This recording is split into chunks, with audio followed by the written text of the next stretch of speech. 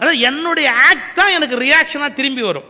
நான் என்ன பண்ணுறனோ அதனுடைய எதிர் விளைவாக தான் எனக்கு இந்த உலகத்தோட தண்டனை வறுமை ஒழிய, கடவுள் ஒரு கோர்ட் நடத்தி திடீர்னு இபி கோப்படி செக்ஷன் 14 படி உன்னை புக் பண்ணுறேன்னு எவனையும் புக் பண்ணுறது இல்லை. நம் செயல்கள் தான் நமக்கு எதிர் விளைவுகளாக மாறி நமக்கு நடக்க வேண்டிய அந்த காரியங்களை நடத்தி காட்டுகின்றன. இந்த உணர்வு வேலை செய்கிற ஒவ்வொருவருக்கும் இருக்க வேண்டியது மிக மிக முக்கியமான ஒன்று, சரியான ஒன்று. இன்னும் கொஞ்சம் அடுத்தாவில் போனால், பணியில் மூழ்கிய பண்பாளர்கள். என்ன பணியில் மூழ்கிய பண்பாளர்கள்? இப்போ நம்ம ஒரு வேலையில் இருக்கிறோம் அப்படின்னா இன்வால்மெண்ட் 10% இன்வால்மெண்ட், அதில் அப்படியே மூழ்கி இருக்கணும். இந்த இடத்துல நான் அப்படியே நிறுத்திக்கிறேன். செய்யும் தொழிலே தெய்வம்னு எனக்கு தலைப்பு. இந்த ஊரில் கோயில், சாமி கும்பிட்றத பற்றிலாம் எத்தனை கதை சொல்கிறான். எல்லா ரிலிஜன்லையும் ஒரு கதை இருக்குது தெரியுங்களா? எல்லா ரிலிஜன்லையும் இருக்குது. என்ன கதை தெரியுங்களா? யாரோ ஒருத்தர் சாமி கும்பிட்டுருப்பான் வீட்டில். அப்போது மகான் ஒருத்தர், இது ஷீரடி சாய்பாபா மேலே இருக்குது, திருவள்ளுவர் மேலே இருக்குது, முகமது நபி பேரில் இருக்குது, எத்தனையோ கிறிஸ்துவ, இஸ்லாமிய, இந்து மத எல்லா ஞானிகள் பேர்லேயும் இந்த கதை குருநானக் பேரில் இருக்குது. உலகம் முழுக்க உலாவுது. என்ன தெரியுமா? இந்த ஒரே கதை. இவன் சாமி கும்பிட்டுட்டு இருப்பான் வீட்டில். அப்போ அந்த மகான் உள்ளே வருவார். அந்த வேலைக்காரன் சொல்லுவான், ஐயா சாமி கும்பிட்டுக்கிட்டு இருக்கிறார். சரி தொந்தரவு பண்ணாத, சாமி கும்பிட்டு முடிக்கட்டும்னு ஒரு வாசலில் உட்காந்துக்குவார். அவன் ஒரு 2 மணி நேரம் 1 மணி நேரம் பூஜை பண்ணுறவன் இன்றைக்கி ஒரு விஐபி காத்திருக்கிறாருன்னு ஒன்று 2 மணி நேரம் பூஜை பண்ணான். சில பேருக்கு அடுத்தவன் பார்க்க பார்க்க பக்தி ஜாஸ்தி ஆகிடும். அடுத்தவன் பார்க்க கூட 2 தடவை கும்பிடுவாங்க. இவர் பொறுமையாக உட்காந்துருந்தார். அவன் பூஜை எதுனா முடிச்சுட்டு அங்கேருந்து வெளியே, வாங்க வாங்க வாங்க, நீங்கள் என்ன சொல்லவே இல்லையே, எப்போ வந்தீங்க? இல்லை, நீ பூஜை பண்ணும்போது வந்தா, நான் ரொம்ப நேரம் பூஜை பண்ணுவேனே, அப்படி ரொம்ப நேரம் பூஜை பண்ணுறப்போ எப்போ வந்தீங்க? அவர் சொன்னார், அந்த வட்டிக்கு விட்டுருக்குறோமே, அவன் வட்டியை தரலையே, அடிச்சு பிடுங்கலாமா இல்லாட்டி ஆள் வச்சு பிடுங்கலாமான்னு யோசிச்ச பற்றியா? அப்போ தான் வந்தேன். இந்த கதை உலகத்தில் எல்லா ரிலிஜன்லையும் இருக்குது. இப்போ எனக்கு அந்த கதை முக்கியம் இல்லை. கருத்து என்ன? நீ பூஜையில் இருக்கும்போது இன்வால்மெண்ட், இடி விழுந்தால் கூட தெரியக்கூடாது, வேறு என்ன நடந்ததுன்னு தெரியக்கூடாது. இதே மாதிரி வேலையில் இருக்கும்போதும் அதான் செய்யும் தொழிலே தெய்வம். நம்ம என்ன வேலை பார்க்குறோமோ அந்த வேலையிலையும் அந்த அளவுக்கு இன்வால்மெண்ட்டோடு இருந்தால் தான் ஒரு காரியத்தை வெற்றிகரமாக செய்ய முடியும். எப்படி என்ன மனோபாவம் இந்த நாட்டில் உண்டாகி தெரியுங்களா? பூஜைனா சுத்தமாக பண்ணணும், சாமி கும்பிட்றதா இருந்தால் ஒரு ஒழுங்காக பண்ணணும், ஆனால் வேலைன்னா எப்படி வேணால் பண்ணலாம். இந்த மென்டாலிட்டி இந்தியாவில் வரலாமா? அதாவது சாமி கும்பிடுறதுல எல்லாம் சரியாக இருக்கணும், ஆனால் வேலை செய்கிறதுல கொஞ்சம் ஒப்பேற்றினா கூட ஒன்றும் தப்பு இல்லை. எப்படி வேணாலும் ஒப்பேற்றிட்டு உண்டியலில் காசு போட்டுடலாம், எப்படி வேணாலும் நம்ம தப்பு பண்ணிட்டு உண்டியலில் போய் காசு போட்டுடலாம். இந்த மென்டாலிட்டி இந்த நாட்டுக்கு நல்லதுதான் சார். அக்பரை பற்றி ஒரு கதை இருக்குது சார். அக்பர் ஒரு நேரம் தொழுகை வந்துருச்சுன்னு தொழுகை பண்ணிக்கிட்டு இருக்கிறார். அப்படி உட்காந்து ஒரு பொண்ணு காட்டில் அவசரமாக அப்படி போகிறா. ஒரு காட்டில் போன இடத்துல அப்படி அக்பர் உட்காந்து தொழுகை பண்ணுறார். அந்த பொண்ணு அவளுடைய காதலன் வரல, கணவன் வரலன்னு அவசரமாக ஓடுறா. பாருங்க, அவளுடைய அந்த மேலே இருக்கிற துணி அக்பர் முகத்தில் அப்படி உரசிச்சு. கோவம் வந்துருச்சு. சக்கரவர்த்தி இல்லையா, ரொம்ப கோவம் வந்துருச்சு. ஆனால் டக்குன்னு இப்போ தொழுகை பண்ணுறோம், இப்போ நம்ம கோவப்படக்கூடாது, அப்புறமா பார்த்துக்கலாம் அப்படின்ற ஐடியாவில் கோவத்தை அடக்கிக்கிட்டார். இந்த பொண்ணு இப்படி ஓடுனா போயிட்டு அவளுக்கு கொஞ்சம் புருஷன் வரத்துக்கு லேட் ஆகுன்னு யாரோ தகவல் ஏதோ சொல்லிட்டாங்க. நிதானமாக சிரிச்சுக்கிட்டு நடந்து வர்றா, இந்த வழியாக வர்றா. இவர் முழிச்சிட்டார். இந்த பொண்ணு இப்படி போனவளை பார்த்தார். இங்க நான் சக்கரவர்த்தி தொழுகை பண்ணிக்கிட்டு இருக்கிறேன், நீ இப்படி போகும்போது உன்னுடைய துணியை மூஞ்சில் உரசுது, மரியாதை இல்லாமல் இப்படி போறியே, இது சரியா? அவள் ஒன்று சொன்னா, அலம்பனா நான் மன்னிக்கணும், நீங்கள் இங்கே தொழுகை பண்ணுறதை நான் பார்க்கல, ஏன்னா நான் என்னுடைய காதலன் வரலையேங்கிற அவசரத்தில் நான் வேகமாக போனேன். ஆனால் ஒரு சின்ன சந்தேகம் உங்ககிட்ட கேட்கணும். என்ன?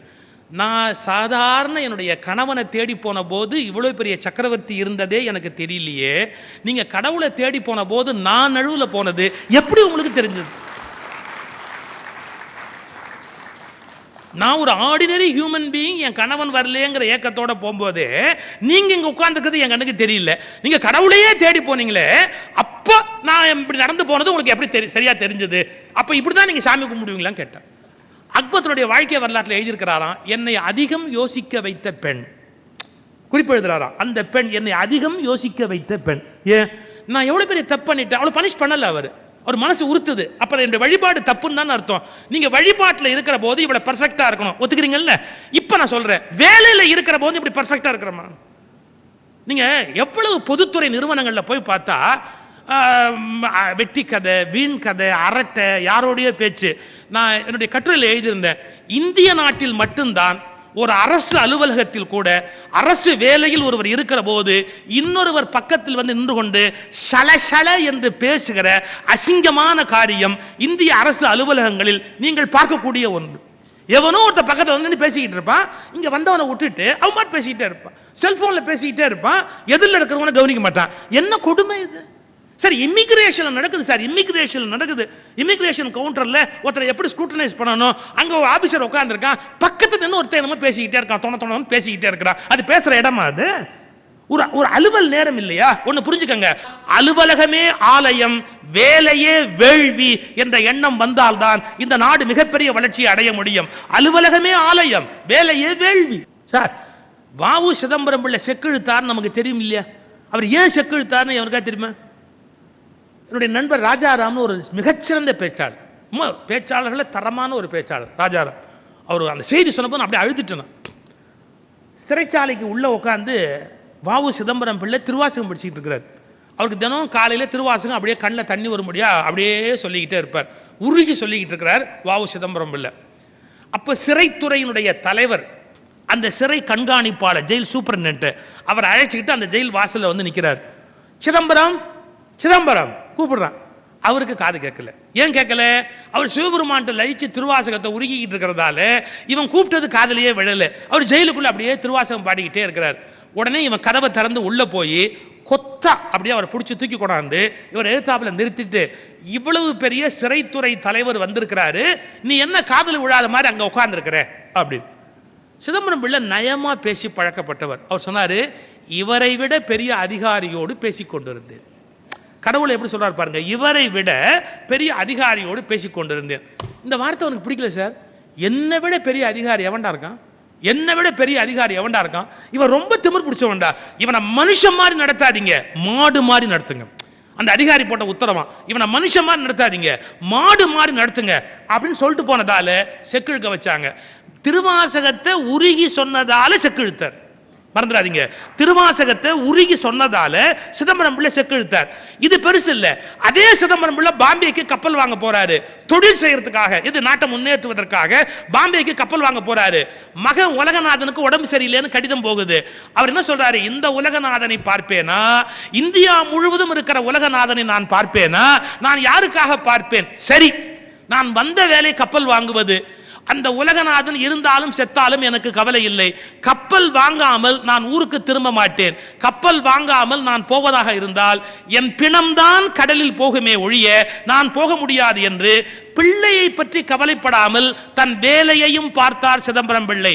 திருவாசகத்துக்கு உருகுவது மட்டும் பக்தி அல்ல, எடுத்த தொழிலுக்காகவும் உருகுவதும் உண்மையான பக்தி என்கிற புரிதல் இந்த நாட்டில் ஏற்பட்டாக வேண்டும். நான் ஏன் இதை வற்புறுத்தி சொல்றேன்னு கேட்டா, அளவுக்கு மீறி இந்தியாவில் பக்தி யோகம் பேசப்படுகிறது.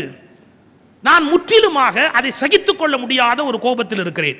பக்தி எளிமையானது, நாம சொன்னா ரொம்ப நல்லது, நாம உச்சாரணம் நல்லது என்று மனிதர்கள் பார்க்க வேண்டிய வேலைகளை பார்க்காமல் சோம்பேறிகளாக போவதற்குரிய வழிமுறையை மிக அதிகமாக டிவி மீடியாக்கள் பிரச்சாரம் செய்கின்றன. இது நாட்டுக்கு நல்லது அல்ல, இது நாட்டுக்கு ஒருபோதும் நல்லதல்ல. இப்போது வளர்ந்து கொண்டு வருகிற பக்தி தேசத்துக்கு கெடுதல் செய்யக்கூடிய பக்தியை ஒழிய வளர்ப்பதற்கான பக்தி அல்ல. பக்தி என்ற பெயரால் மக்களை கெடுக்கிறோம். அவனவன் வேலையை பார்க்காது, கடவுள் உனக்காக வேலை பார்ப்பான் என்று சொல்வது அயோக்கியத்தனத்தின் உச்சகட்டம். மக்களை உழைப்பதற்கு பழக்க வேண்டும். உழைத்து விட்டு உன் பலனை கடவுளுக்கு அர்ப்பணம் பண்ணு என்று சரியான கர்மயோகத்தை கற்றுக் கொடுத்தாக வேண்டும். உழைக்காம சாமி கும்பிட்டா போறோம். நம்ம எந்த வேலையும் சார், கோயிலில் போய் சாமி கும்பிடுறா சார், என்ன கேட்கறான் சார்? ஈஸியா கொஸ்டின் வரணும். நாடு உருப்பிடுமாடா?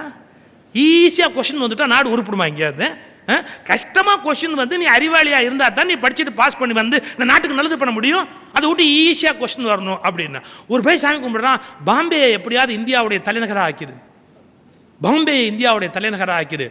பிள்ளையாட்ட ஏன்டான்னா நான் பதில் எழுதிட்டேன், இந்தியாவுடைய தலைநகர் பாம்பேன்னு எழுதிட்டேன், அதனால நீ மாத்திட்டேன்னா ஒரு தேங்காய் கொடுக்குறேன். என்ன கூத்து? அப்ப என்ன எப்படி வேணாலும் போலாம், சாமியை வச்சு சரி கட்டிடலாம்னா நீ கரெக்டா எழுத வேண்டாமா? நீ அறிவாளியா இருக்க வேண்டாமா? நீ உழைக்க வேண்டிய உழைப்பு உழைக்க வேண்டாமா?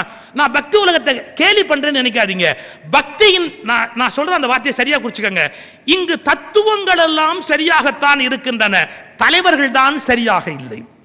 தத்துவங்கள் எல்லாம் சரியாகத்தான் இருக்கின்றன, தலைவர்கள் தான் சரியாக இல்லை. இன்றைக்கு வழிகாட்டுகிற குருமார்கள் 90% குருமார்கள் பிழையான, அசிங்கமான, அநாகரிகமான வழியை காட்டிக் கொண்டிருக்கிறார். 90% குருமார்கள் தவறான வழிகாட்டுதலை செய்கிறார்கள். அளவுக்கு மீறி பக்தி யோகத்தை சொல்லி கர்ம யோகத்தை தேசத்தை விட்டு பூண்டோடு அழிக்கிறார்கள். நல்லது அல்ல.